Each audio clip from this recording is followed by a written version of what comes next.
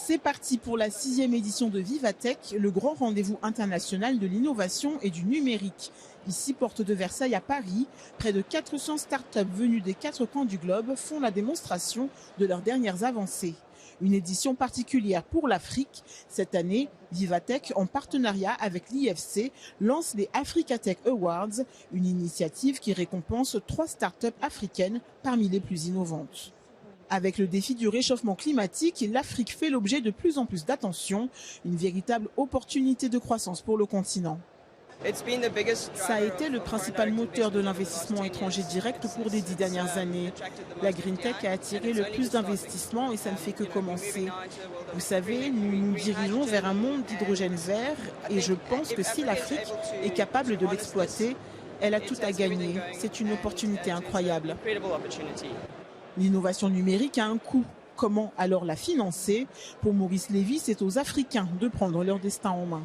Il faut que les milliardaires et les puissants d'Afrique commencent à investir dans les startups africaines. C'est à eux de faire le boulot.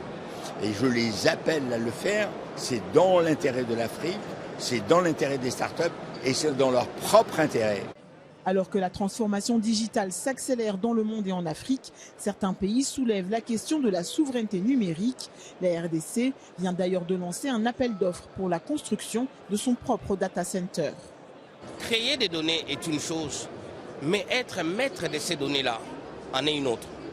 Et pour être maître de ces données aujourd'hui, il faut disposer des infrastructures qui sont à mesure de pouvoir vous assurer le stockage, mais aussi les échanges de ces données.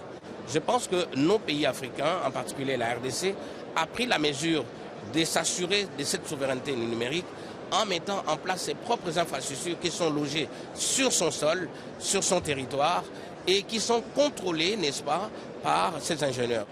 Les investissements dans les startups africaines ont atteint près de 5 milliards de dollars en 2021. C'est 2 fois plus que l'année précédente. Et la tendance n'est pas près de s'arrêter puisque en février 2022, la tech africaine avait déjà mobilisé plus d'1 milliard de dollars.